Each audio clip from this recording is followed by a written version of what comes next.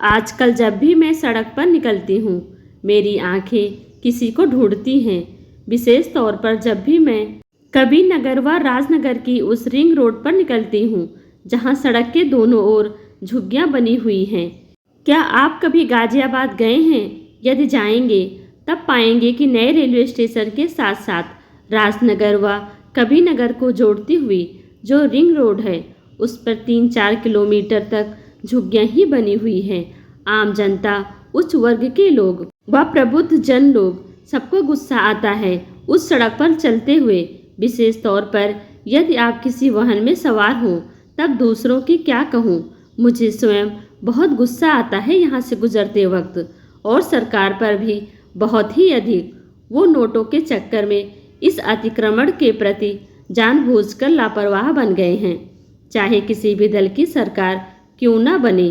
मैं ढूंढती हूँ उस 11 साल के बच्चे को, जिसका नाम भी मैं ठीक से नहीं जानती, पर वह वहीं झुग्गियों में रहता है। उसकी डायरी उस दिन रद्दी देते समय अकस्मात ही मेरे हाथ लग गई और मैंने 1 रुपया देकर वह डायरी खरीद ली। उसकी डायरी से उसके विचार हैं और भावनाओं को जान पाई हूँ। काश वह मुझे मिल जाता। क्या आप भी उत्सुक हैं उस डायरी को पढ़ने के लिए? डायरी में क्या लिखा था? अन्ना की डायरी, कक्षा 6, 30 मार्च।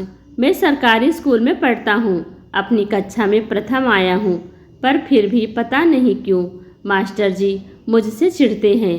कभी एक सवाल भी गलत हो जाता है तो कहते हैं, अरे चमटे, तू क्या पढ़ेगा, चल जाकर अपना पुश्तैनी काम कर, या फिर बाप की तरह रिक्शा खींच।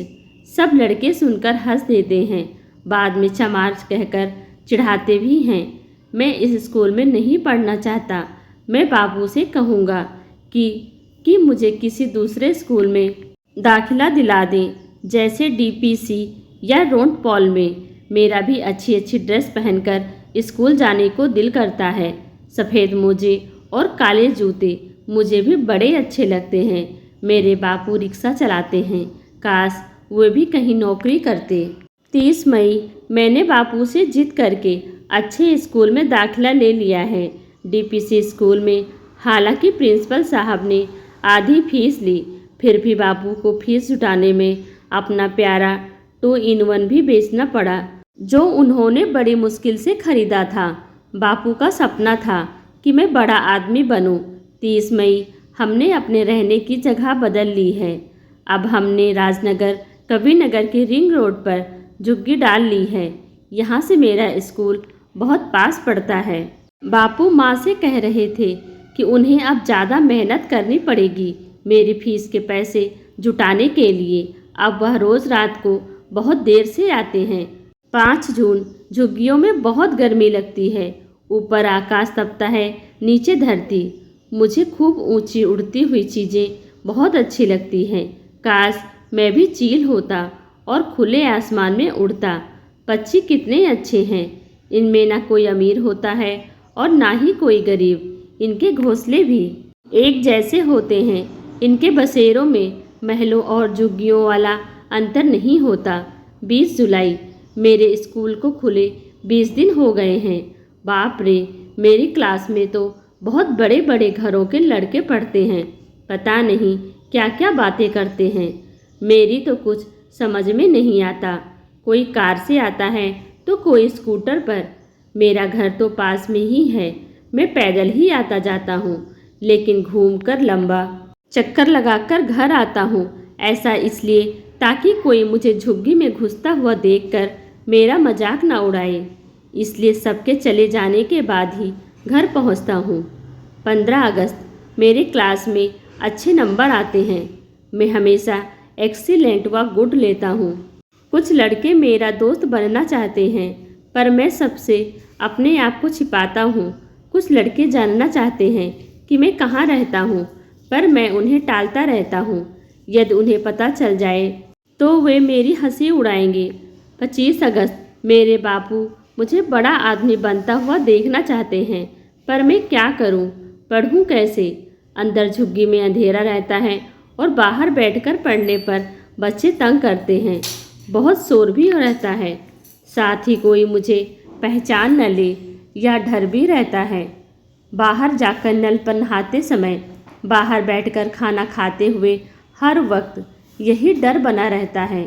पहले मैं हम उम्र बच्चों के साथ खूब खेलता था, मस्ती करता था, पर अब झुग्गी से कम ही बाहर निकलता हूँ। माँ डांटती है, घर घुस्सू कहती है, पर मैं चुप रहता हूँ। क्या करूँ, कुछ समझ नहीं आता। 25 अक्टूबर। मेरे स्कूल आजकल बंद हैं। मेरी पढ़ाई के कारण सब टीचर्स मुझे प्यार करते हैं। मेरे साथी मुझसे दोस्ती करना चाहते हैं, पर मुझे हमेशा लगता है कि उन्हें दोस्त बनाऊंगा तो वो मेरे बारे में सब कुछ जान जाएंगे कि मैं कहाँ रहता हूँ। मेरे बाबू रिक्शा चलाते हैं। मैंने अपने पड़ोस की झुग्गी के सोमा से दोस्ती कर ली। हम दोनों दूर मैदान में जाकर खेलते भी हैं। झुग्गी के सामने की दीवार में मैंने एक छेद कर लिया है जिससे रोशनी आती है और मैं दिन में उसके सामने बैठकर पढ़ लेता हूँ। पता नहीं बापू झुग्गी में कब बिजली का लट्टू लगवाएंगे। 17 नवंबर। सब बच्चे छुट्टियों से लौट आए हैं और क्लास में बता रहे हैं कि उन्होंने दिवाली कैसे मनाई। किसी के पापा ने 1500 रुपये के पटाखे लाकर दिए और किसी के पापा ने 2000 से भी ज़्यादा के। मैं सबकी बातें सुनता रहा। जब से मैं इस स्कूल में आया हूँ, मेरे भाई बहनों को सुबह की चाय भी मिलनी बंद हो गई है मेरी फीस के कारण। 20 दिसंबर। अब मेरे बाबू ने भी झुग्गी में बिजली का लट्टू लगा लिया है क्योंकि अंधेरा जल्दी होने लगता है। इस लट्टू के लिए उन्हें 20 रुपये महीना देना पड़ेगा, सरकार को नहीं, बनवारी व अब्दुल को। सब बच्चे बोल रहे थे कि वे छुट्टियों में कहाँ कहाँ घूमने जाएंगे, पर मैं क्या बोलता, बस चुप्पी साध लेता हूँ। सब ने मेरा नाम मौनी बाबा रख दिया है। 18 जनवरी। आजकल सबके सामने बोलते हुए मुझे घबराहट होने लगती है, हाथ पैर कांपने लगते हैं, मैं हकला भी जाता हूँ। पता नहीं मुझे क्या होता जा रहा है। 10 फरवरी। मेरे घर में एक और भाई या बहन आने वाली है। पहले से ही हम 4 भाई बहन हैं। इतनी सी झुग्गी में वह कहाँ समाएगा। पता नहीं बाबू क्यों ला रहे हैं यह बच्चा। अगर यह नया बच्चा आ गया तो मैं कहाँ सोऊंगा। कहते हैं जब ऑपरेशन हो जाता है तब और बच्चा घर में नहीं आता। 20 मार्च। मेरी परीक्षा हो गई है और छुट्टियां भी हो गई हैं। मेरा क्लास में दूसरा स्थान आया है, पर मैं इस छुपी छुपी मुजरिमों वाली ज़िंदगी से तंग आ गया हूँ। मैं तो अपने पुराने स्कूल में ही दाखिला ले लूँ, इससे तो यही अच्छा है। वहाँ सब जानते तो थे कि मैं कौन हूँ। यहाँ तो मैं एक अपराधी की तरह अपने आप को छिपाता हूँ। मेरा दम घुटता है।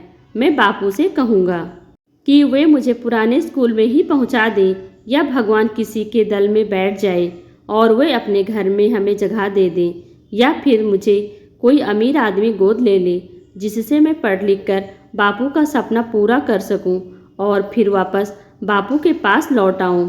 यहाँ उस बच्चे की डायरी के पन्ने समाप्त हो गए हैं, या फिर आगे क्या हुआ, क्योंकि आगे के पन्ने फटे हुए थे।